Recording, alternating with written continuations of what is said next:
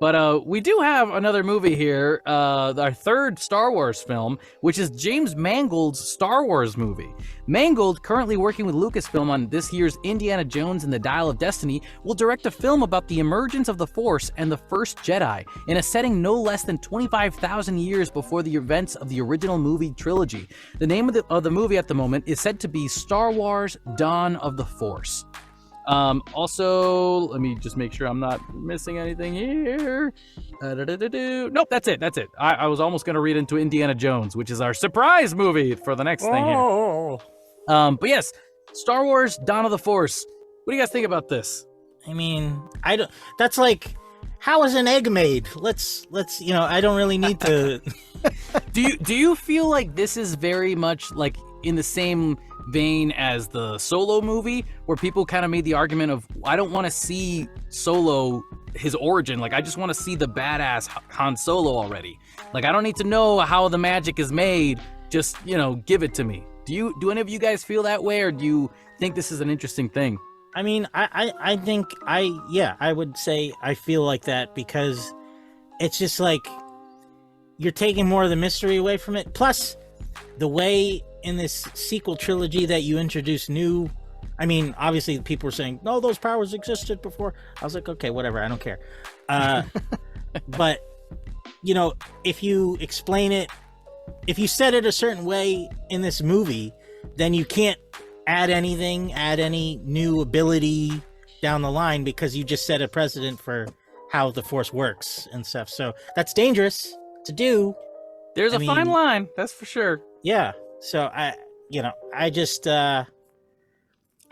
personally, I don't really care how it works. I mean, I find it interesting. There can only be two, but that doesn't make sense, because the Old Republic, there was like 50 Sith, so it's,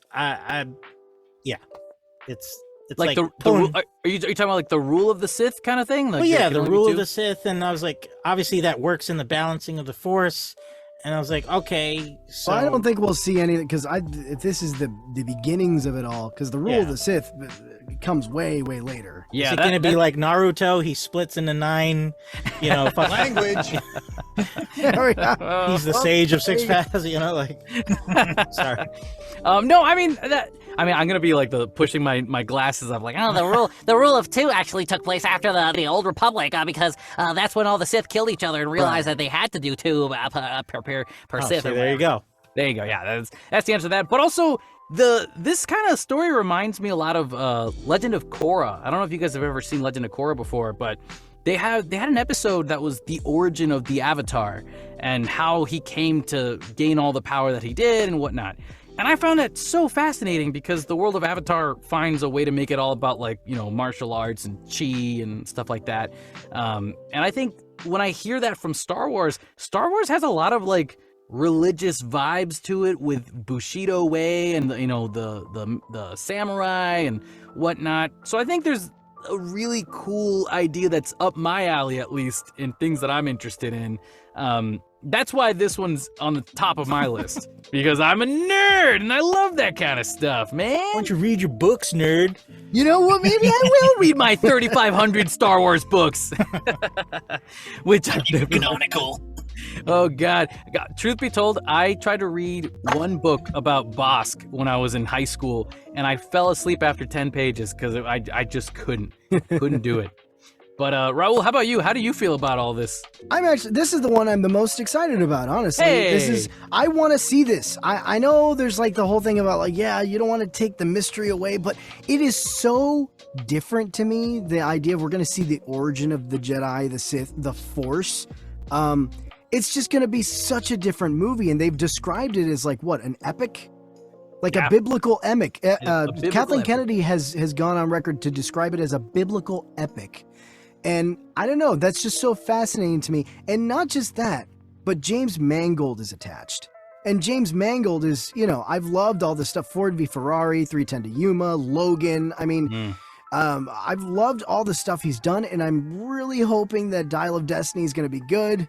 We'll talk about my feelings on that trailer, but I'm really hoping it's going to be good. And I really just love the stuff that James Mangold has done. And if you know anything about James Mangold and how he operates, he's kind of his own guy. Like if you're gonna get James Mangold to do a project for you, you better be prepared to let him kind of do his thing, because he likes to be the writer, the director. He likes to be kind of his own, creative force and not really let a lot of people interfere. And also, I mean, he's staying in the Lucasfilm family, so I'm hoping the fact that they've got him for this project means that they've seen something in Indy 5, possibly, that gives them the confidence to be like, okay, we like this guy. We like what he's done in Indy 5. Let's have him do this project. So just the idea that James Mangold is attached, that plus, I don't know, I want to see the origin of the Force. I want to see this, Star Wars universe thousands and thousands and thousands of years in the past, because that's just something we haven't seen before. What does that look like? I really want to see that. Are there still lightsabers in the beginning? Or were they just they just had sticks and they fought each other with sticks? Just floating rocks Maybe around. we'll find out how they forged the lightsabers for the first time. Maybe? And then Puritans were like, witch! Hey, burn him!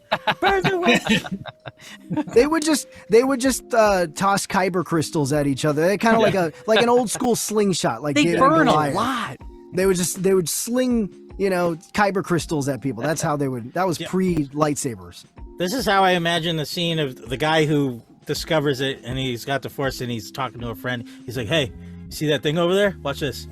And he just pulls it to his hand. He's like, all right. Like, we don't have to get up from our seats ever again. Look what I discovered, bro.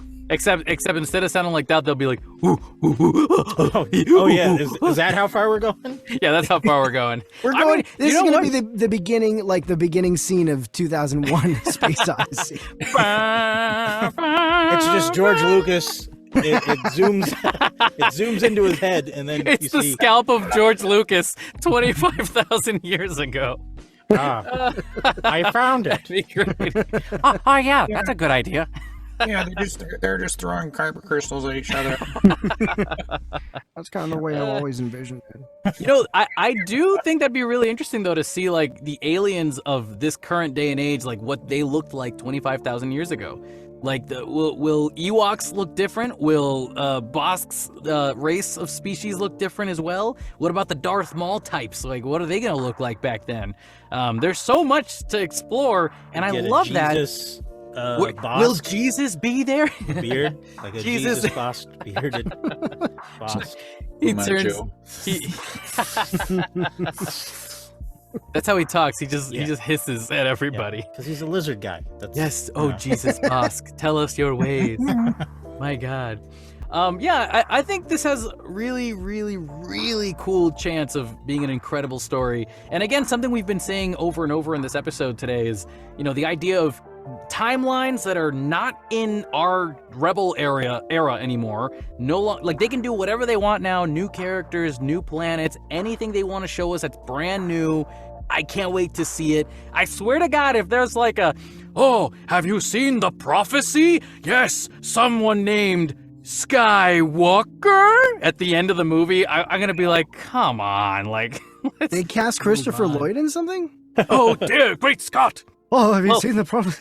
He is a Mandalorian. They dug me up out of the grave. To make an appearance on Mando season 3. I was a Mandalorian, now I'm in the DeLorean. I don't know what to do. That part where I fell down the ground, I really did that. I didn't think. That episode, it was definitely like, and I would have gotten away with it too. Exactly. One for you, Mandalorian kids. That's too good. I mean, listen, Mandalorian, as much as we've been crapping on season 3, it has given us some pretty cool little Easter eggs here and there. All I'll say is, Jack Black. Enough said. That's all. Sorry, Raul. Very big spoiler for you. I've Jack Black, Lizzo. Yeah.